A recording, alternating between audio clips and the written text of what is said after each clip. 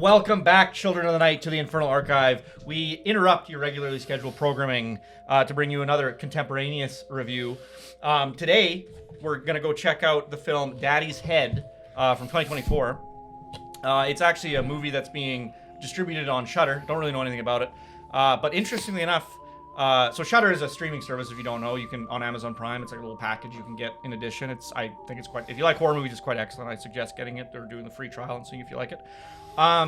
Recently, so there's a anthology horror series called VHS. Pretty famous at this point. And I actually went and saw, they actually released one of the VHS movies in theaters for a day on a Tuesday, and went and saw that, and they gave me free popcorn. I want free popcorn. I want free popcorn. What do I look like? Some popcorn fairy? And I think a free small popcorn at Cineplex is like 10, 12 bucks, something like that. The ticket only costs $5. So they, for sure, are working at a loss here. And they only had the movie in theaters for one day. It was only on that Tuesday. And Tuesday, yeah, it's a cheap day. It's $5 or whatever. And so we're seeing this new one, Daddy's Head. It's another Shudder release. We're seeing it on Tuesday. And I'm wondering if maybe we're going to get free popcorn again. I fucking hope so, because that was sick. But it's like, how are they doing this? It's like a $7 loss per ticket they sell. Well, you got me. By all accounts, it doesn't make sense. Let's see what the scroll has to say. Yes, Andrew, please read to us the IMDb blurb, Wikipedia blurb from the scroll of Catharsis. The ancient scroll of our order. A boy and his stepmother fear for their safety after an eerie creature resembling the boy's recently deceased father visits them, and it's directed by Benjamin Barfoot. Sounds like an alcoholic to me. Sounds like a drunk hobbit, like an alcoholic hobbit. The Barfoots. Yes. Bar feet. Alrighty, well, we're gonna go to the theater. We're gonna check out that movie, and then we'll come back and we'll give you our thoughts. Thank you so much for tuning in. You know, it's Halloween. I guess everyone's entitled to one good scare, huh? Welcome back, Children of the Night. We just got back from seeing Daddy's Head from 2024, brand new movie, contemporaneous review, and we have a winner. We have a winner for the first time in a long time. Well, no, I mean, no, I don't. We see good movies. This is a big time winner, though. I would say the bad ones just stick out more, I guess. Yeah. So this film was directed by a guy named Benjamin Barfoot, our drunk hobbit. I'm proud of it. Cheers, Gaffer. Yeah, it was great. So this is a Shudder release again. I think I mentioned that before. So Shudder's that streaming service, and they've just this month, October 2024, I don't know what they've been doing, but they put VHS into theaters last Tuesday. Went and saw that, and then now they've put this Daddy's Head into theaters for a day. Gave us free popcorn once again, like totally offset the cost of the movie, which is just an interesting strategy. I am never gonna financially recover from this. And yeah, I'm wondering if they're gonna do this every Tuesday this month or something. I'll have to check back into Cineplex, but I love Shudder. Giving these movies a chance to, at least for like a wider audience, to see it. It would make sense. It would make sense as a promotional strategy for the horror movie thing to do it leading up to Halloween as a way to like encourage subscribing to their thing. Yeah, totally. Would make sense. And it's like it's something that our mutual friend Alex we've spoken about before. But it's like there's so many movies that come on to Shudder that are like pretty exceptional, and it's like it's such a shame that it's like this never got. It's never got its chance, yeah, whatever, in the nightlight, not even in the daylight, in the nightlight, and I don't know. It's just it's cool to see a filmmaker's hard work like rewarded with a theatrical release, like even and if especially in this case when it was so deserving. Like I feel like the sound and the cinematography in this movie really warranted a theater experience. Totally. Yeah. Like I'll say that like the VHS movie we saw, I wasn't crazy about it. It was fine. Kind of like part of for the course for VHS, but it definitely wasn't anything special. So this is really nice that Shudder did like choose something that was much more refined and like I'd say this is kind of like a home run in terms of horror films. We were talking a little bit. It's a slower burn film. Like it's not tons of action, and it has its own pace, and it takes you along on its little journey. And I'll say that because the score and the sound and everything was so understated, like there's not a lot of score going on in this movie. It might be one thing that I would say I would have loved to have seen more of is just a little more. I would have loved to have seen an original score. I was thinking about It reminded me a little bit tonally of Alex Garland's Men. Did you end up seeing that movie? I don't think so, no. You should check that movie out. I really, the more I see that movie, the more I really enjoy it. But it has this like wonderful. It's also got kind of an understated score, but it's got a wonderful original piece of music that's very like iconic. And it's the only thing in this movie that I think maybe would have like really been a nice addition, is maybe just a little piece of music that you could like latch onto. Nothing crazy, just whatever. But the issue with it being so understated and such a quiet film, which I really enjoyed, is that we were in a theater and there were these two ladies behind us, and they were kind of whispering, especially for the first third. They were kind of whispering, and even the whispers would like take me out of it a little bit. And I'm like, they're not being rude or anything because they're being quiet, but it's like, Hey, lady! Shut up! the movie's so quiet. And they were behind you, like I didn't even hear them. Yeah, so I was this close to like getting up and like moving to the other side because I'm like, I really want to focus in on this movie because I'm enjoying it so much. Luckily they kind of calmed down a little bit and it wasn't so They were bad. mostly whispering about the fact that we wore these robes in the theater. Yes, you got that lots of was- looks and comments. That was weird. People don't like the robes. I don't get no, it. I don't- outside of our lair, that's Yeah. not super accepted or whatever. So It's prejudice. It's Yeah. bullshit prejudice. I don't get it, man. yeah, unfounded really. But yeah, I thought in a lot of ways that understated, I would say like first third especially, was very like, it was just tension. It was like that pace of the film and that the little breadcrumbs they're leaving you of like, ooh, you see a spooky image here and a creepy flash here. It builds that suspense and that tension up so much. And I think probably my favorite piece of the film, on a broad level, just the fact that it was able to achieve both being an interesting story on its face, like it regardless of the metaphor it was trying to, the subject matter it was trying to make a comment on, it worked, but then also it worked excellently as a commentary on grief and the being in grief, and like everything about it was just really effective on that side of things as well. And usually I find either one or the other is effective, not both. And so when a film's able to achieve that, I really think it deserves props. Yeah, totally. I guess it's worth mentioning like the basic plot of this movie. I don't want to spoil anything, but or nothing major. But it's like movies and the way, like, I love it. Also props to this movie for like hitting the ground running. Like it doesn't waste time with setup. It's like boom, We're in the hospital room the very right first away. thing. Yeah. So like what happens is we're in a hospital room. There's a kid and his stepmom, and dad's on the hospital bed. Face is fucked up, covered in bandages. There's blood and stuff. He's on a ventilator, and what they say is like, yep, time to say goodbye. Like they're pulling the plug on dad. He's fucking dead. They go back to the house where the dad lives, and it's like a very interesting house. They're like obviously kind of well off, but now it's the stepmom and the son, and you get the vibe very quickly that the stepmom got into this relationship because the dad, There was never that relationship. Yeah, she wasn't necessarily prepared to be a mother. Like it's kind of a distant relationship between her and her stepson, and so she needs to make the decision now. Is like, is she going to take the responsibility for the stepson, or is she going to like kind of let him into the foster care system, or like let somebody else take care of him? And then, all of a sudden, the son starts seeing starts seeing his dad at nighttime, and that's weird. Dad's dead. And I don't really want to spoil much more than that. But the film, like you said, it's the whole thing is that the father's dead. So it's about kind of the messaging in the film is about accepting death and mortality and like the death of a loved one and like transitioning into a new phase of your life. And I think it just and the difficulty there. And it really I think it really captures well as someone who's dealt with loss in my life, like a close person or whatever. Actually lost my own dad, so like I can really relate to a lot of the things in the film. Almost like a one-to-one. Almost like a one-to-one. It really effectively captures that visually and in the characters' actions as well.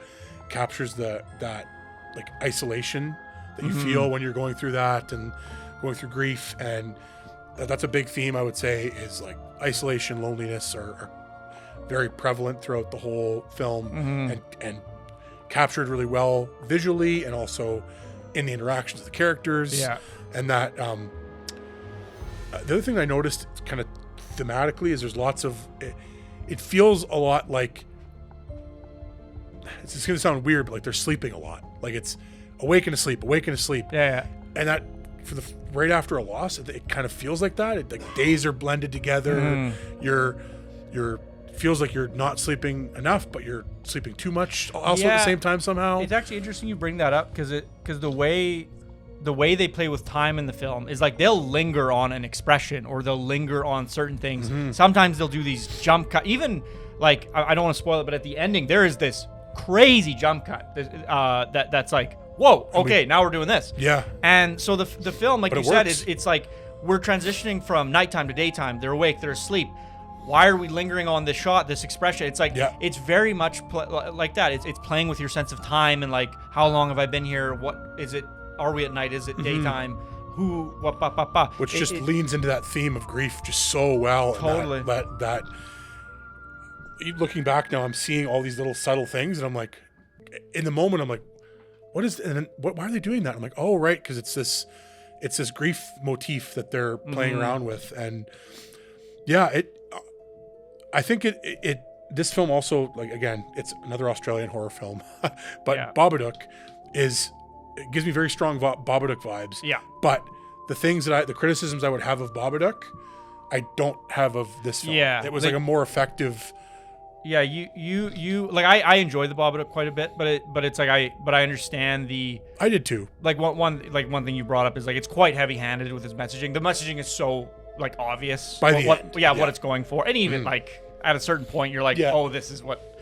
And I think it works, and I think the film tells its messaging or like has its messaging or whatever, but it is like undeniably very heavy-handed. Whereas this feels a lot more and the thing with the Babadook 2 to a degree, I mean that you are like the Babadook exists in the universe of the film. By the end, you're like it does.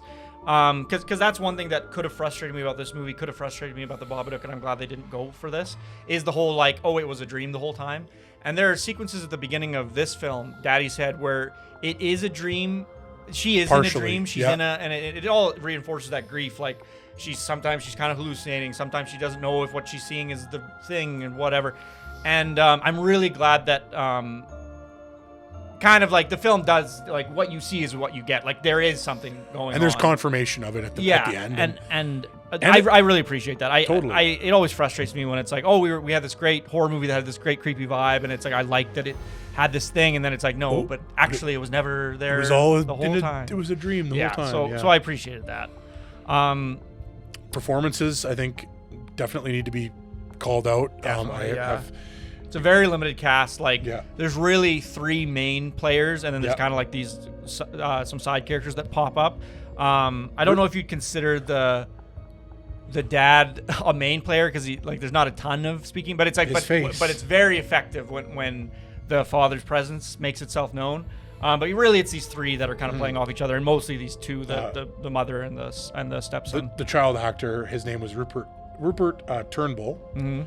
Incredible, great child actor. The stepmom was played by Julia Brown. Sorry, and then we've got Mary Woodvine. No picture on her. I'm assuming must have been the therapist or whatever. Oh, sorry. Maybe. Julia Brown, who's that? Okay, Laura. She played Laura. Okay, yeah, and. Kasia Hammerlund played Miranda, and we had Charles Aitken as the dad, and then Nathaniel Martello White as the best friend. Okay.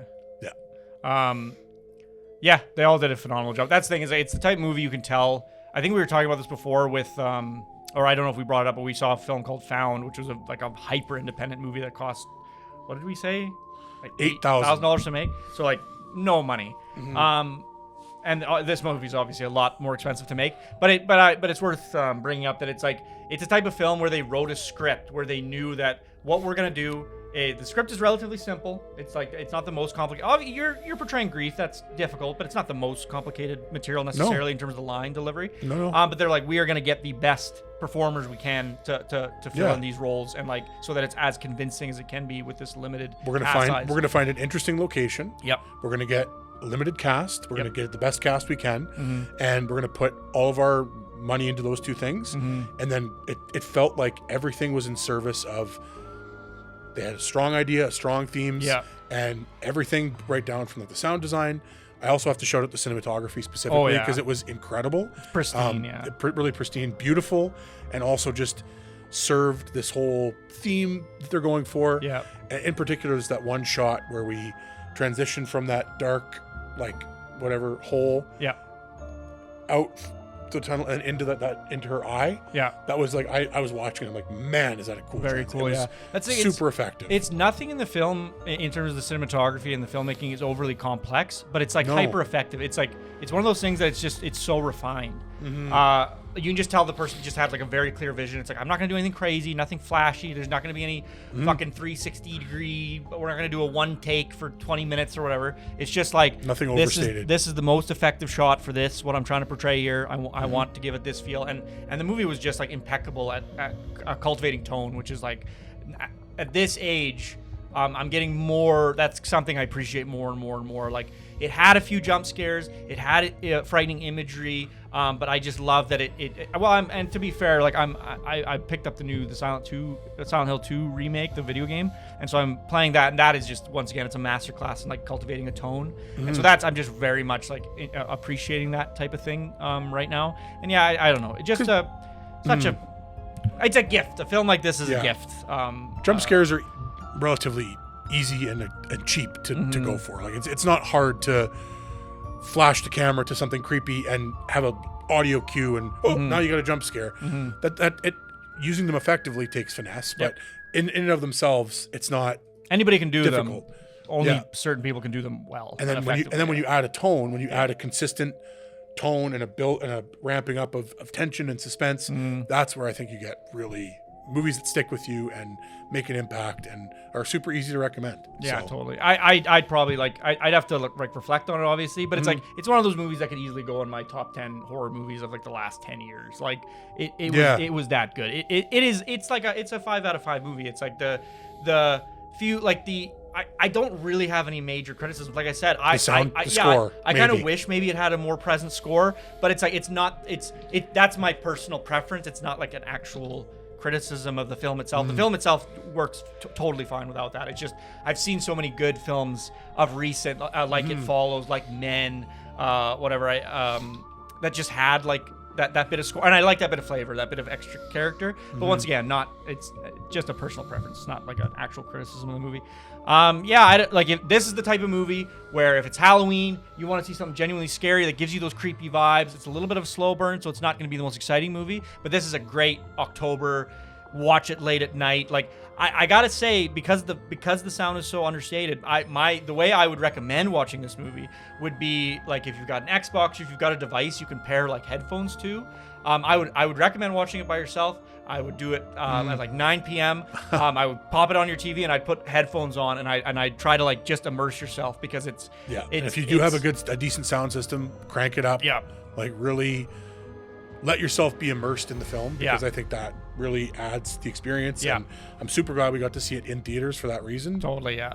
I'm glad that this like just supporting a filmmaker like this. It's the type of guy I want to see his next few movies. Like he's a talent. He's a refined filmmaker. Like I think he's only made one other movie, but like he's already at such a high level of execution with his craft that like he's the type of guy that I have the feeling will get better and better. And like if this is the tone he's going for, I'm all in. Like please keep doing this type of film. So we're not sponsored by Shudder yet, but you should subscribe. Get Shudder if you have Amazon Prime. Do it. Watch this film. It comes out on October 11th.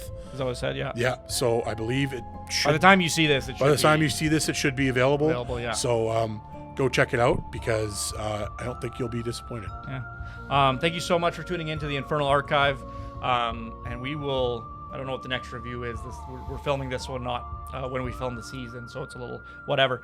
Could appear at any time. But thank you so much for watching. Like and subscribe if you enjoy the content, and we will catch you on the next episode of the Infernal Archive.